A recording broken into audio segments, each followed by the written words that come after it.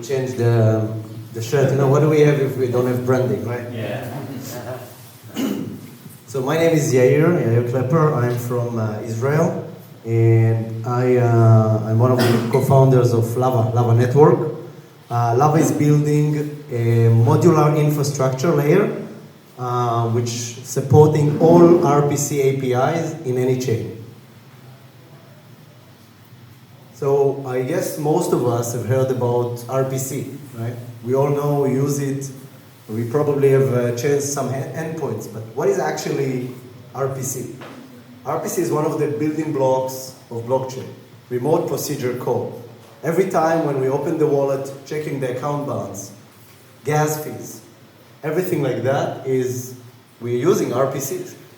And this is how important is RPC. Basically, reading write data from the blockchain all the time. We use RPC. And we're going now in the recent years into a different phase, into the multi-chain, right? Supporting so many dApps, and all of them, when we use them more and more, they use more and more RPC. When usability is growing, when demand is growing, the RPC is growing. And once it doesn't matter if it's a wallet, if it's a DEX, if we just, do some games on crypto, all of that is RPC. But how do you today get access to the blockchain data? And you do it with a few options that you have. At the beginning, everyone was running their own nodes. Today, it's a bit impractical. You have so many different chains to support. And obviously, we require a team of DevOps to support multi-chains. So every ecosystem has something that is called public RPC. Public RPC is the first step, the first station that every dev is getting when he's getting to the ecosystem. And public RPC is something that the ecosystem created, incentivizing. And they're bringing that to kind of the backyard of every ecosystem because it's really hard to support. So then, after the era of running your own node, going to public RPC, centralized providers have approached. And they fill the gap for you don't need to run your own nodes. They said something very simple. Don't worry about your infrastructure. We're going to run the nodes for you. And we see amazing players like that. Alchemy, Infura, Blockdaemon, huge centralized provider, really lower the gap to entry for many dApps and really make really solve the problem. But if at the beginning the original idea of blockchain was to run your own nodes, get a permissionless way and get the reliability to the data you want, Moxie, almost 2 years ago, said in his amazing article, First Permission of Web3, he said, nobody wants to run his own server. Nobody, if you really want blockchain to scale, you cannot trust yourself or the end user to use your own server. And this is once we decided to come up with Lava. We wanted to build one protocol that still have in mind the great values of Web3. If you use a centralized provider, it's kind of violating the basic principles, right? You have a single point of failure. When Infura is down, you cannot access MetaMask. You have a problem of censorship. Tornado Cash, if everyone remembers 1.5 years ago. Privacy, collecting the data, selling the data. And obviously, one of the most important questions for us was reliability. How come you trust the data that the third provider brought you? Maybe not up to date, even manipulated, DNS hijacking, and so forth. And this is what was important for us in Lava. To build the Uber for nodes. A single subscription accessing to all Web3, every chain and every API. So you can think about Lava as Legos. This is why it's a modular infrastructure. Everyone can come up with his unique spec. It doesn't matter if it's an existing chain for many years or a new upcoming nascent chain. We're all going to this world of 1,000 different rollups, right? But who's going to support the first and first station for every developers? So this is what we thought in Lava. We want to build an open source, one-stop shop package for everyone to take and say, I'm going to be the ambassador of this chain. I'm going to support, maintain, and build the specs around RPC, but all the providers that already having in Lava are coming automatically to the new chain. This is a new data primitive, and it's easy as a Lego to start up new chains in Lava. Everyone can come up with the new APIs, wallet APIs, different swaps APIs, and this is what we want to make sure. If I dive a bit deeper into the quality of service, the different mechanism of Lava, what was important for us is to touch and to bring the very, very basic thing as if you're running a centralized provider. So Lava developed an SDK. SDK that straight from the browser give you a peer-to-peer connection to every provider. So instead of contracting one provider, you actually are talking with 10 providers at the same time. So this is also bringing the low latency, highest performance, privacy. A single provider cannot collect the data because at the same session, you are connected to different providers. And the most important thing is that Lava is built around quality of service.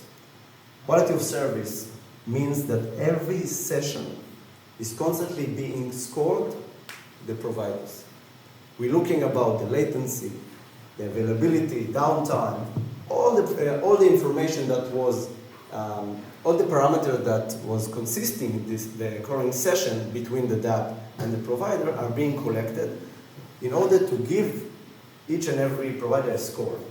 This score is going to be used for next time for him to get another service. And obviously, if your score is not good, you're going to receive less and less service. This is how we also encouraging much better freshness of the data, availability. We're sampling each and every time the data that is actually from the blockchain. So provider can theoretically never lie to you because they stake it, and they can be able to lose the stake or be in jail. So consensus around data accuracy is something that I want you to take from this slide. And it's already live. We launched the testnet a few months ago. We currently have more than 1,500 node runners and community members. We're supporting bootstrapping, but by more than 30 chains. And already in the first communication, we have more than 2 billion relays supported by Lava. And it's live in different chains. So remember the 30 chains. Our first product is something that we call public RPC, but now we call it incentivized public RPC. So imagine that we have 300 providers, and we are announcing on support now on Axelar, Evmos. It means that the chain incentivizes those providers to run their public RPC. But rather than having a long-term contracts or contract that based only on the reputation, the rewards they get is based on their quality of service. So if you are in Europe, you're going to get paired with node runner or providers that are from Europe. If you're in China, the same.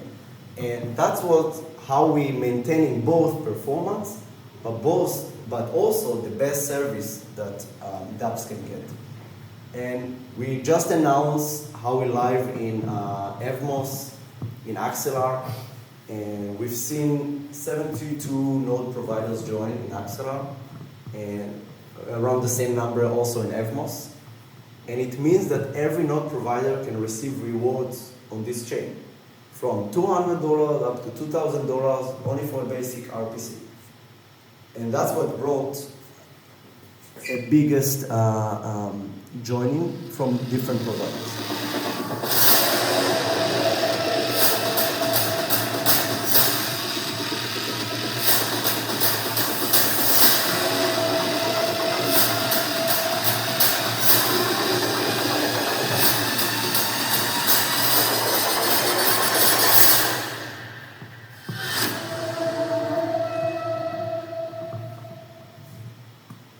It's super simple. 5 minutes and everyone can join. 5 minutes and everyone can sign up his existing infrastructure and be a node runner on Lava to Evmos. We wanted to keep it simple, the onboarding mechanism, because obviously we all know the top providers, but if we want to build a swap dApps or something like that on Evmos, it doesn't make sense now to go and start contracting the different providers. We wanted to give a fair chance to community node runners to join the effort and receive rewards from that. So that's one of the feedbacks that Dan, the product marketing, the chief of product at Evmos, he says, IPRPC has been a valuable partner in offering public RPC endpoints on Evmos. Their innovating approach of decentralization RPC endpoints via incentivization has notably improved the stability, quality, and visibility of RPC services on Evmos chain. We appreciate IPRPC for their significant contribution to the project's success. Remember, we want to keep everything simple, but RPC is only the start. What about doing indexing? What about doing sequencing? Imagine that you are a developer on a certain chain, and you already built this API for yourself. Now, you have a board that we call it IP API, Incentivized Public APIs, and it's listed all the APIs of the chain. So if you are a developer from Vietnam, you can list it and get rewards from any other developer using that all around the world. This is how we harnessing in Lava the power of community. So this is in general our short presentation for today. What I want you to take as a takeaway from here, that if you are node runner, if you are dev, if you want to join community that's being built, we're working toward mainnet, and in general, if you have one subscription access to all Web3, it's going to help all of us scale. Thank you. Thank you. Let's see a little questions. I have a question as a developer. So, do you have a prices of using your RPCs, or it's free for developer? Yes, of course. We have, everyone can join now. We have a rate limit in 30 chains. And yeah. Yeah, what is the approximate limit, for example, for a Tron chain? Sorry, I don't have... Okay, I got it. But it's free, like on the limited access? Yeah. We are very interesting. You mentioned Tron, so there is an interesting problem with indexing there. And we're just diving deep, but that's specifically on Tron. Yeah, I know, that's why I'm asking. No, we have the... Tron always have the issues. Yeah, I'm new to Tron, so I'm not going to speak anything bad about it. Thanks. When you say any RPC API and chain, what kind of APIs are you thinking about having integrated in here that you can provide data from? Like, for example, what I'm thinking, maybe with a specific example, I'm building an app that gets on-chain data from governance proposals, which for on-chain contracts is you just go to on-chain and read them. But for off-chain proposals that happen in Snapshot, for example, we have to use this Snapshot API and interface directly with them, right? Would their API and their data be here as well? Would that be an option? Like normal Web2 APIs would also be integrated here if they're relevant for the Web3 space? Like, I can answer on that specifically, but I think to generalize, every API that you're developing for yourself, imagine that there's other dozens of dApps that can use it, or dozens of dApps after. That's the case for Snapshot, yeah. So imagine that you already have this thing that called badges in Lava, that you can list these specific APIs, give the description, and everyone that have already built in the Lava, built-in use Lava, can take these specific implementation components and right away you can use all we can aggregate all the rewards, and at the end of the month we distribute them. Okay. Okay, cool. I mean, I want to run a node. I mean, this is great. So that's Perfect, yeah. this- You're welcome. This makes me, all the Ethereum mining vibes and running the node. That's cool. You know, one of the reasons, or before the question, one of the reasons that we really introduced the concept of Uber for nodes, because it's really like that. You know, it's simple like that. You have a car, and you would want to transfer data from one place to another. But today you don't get monetized from that. So if there is a marketplace for this kind of data, and everyone can join permissionlessly, you're getting score as the Uber, and obviously the rest everyone knows.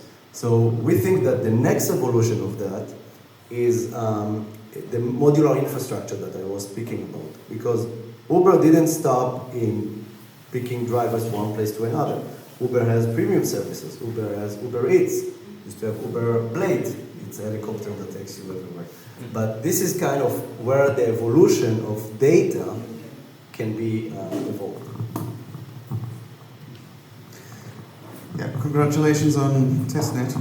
I guess it's a testnet, right? So, I mean, this is a marketplace. You're matching node providers with people who want to consume blockchain data. Is that on a chain itself, or are you running a centralized service to do this matching? It's a great question. So Lava is being built on Cosmos SDK, Comet BFT, WinUpchain. So the pairing, Lava doesn't look at the data itself. The pairing is being made on-chain, and the subscription of the user is also everything on-chain.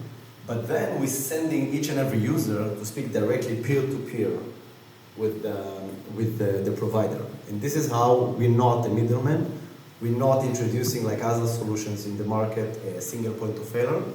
And if one of the provider is down, automatically from the SDK, we revert you to a different provider. This is how we're saving already today to dApps up to 50% of the cost for node infrastructure. Interesting. And then what kind of payment rails is it supporting now? What kind of? Payment rails. Like, is it any cryptocurrency? Was it? Yeah, exactly. So now it's a testnet. And obviously we accept fiat, but the mainnet is upcoming in the beginning of Q1. And then we're going to introduce any on-ramp or from services and payment. We don't want to make it as a barrier, especially for dApps. Okay, that's it. Thank you, Thank Yair. you, guys.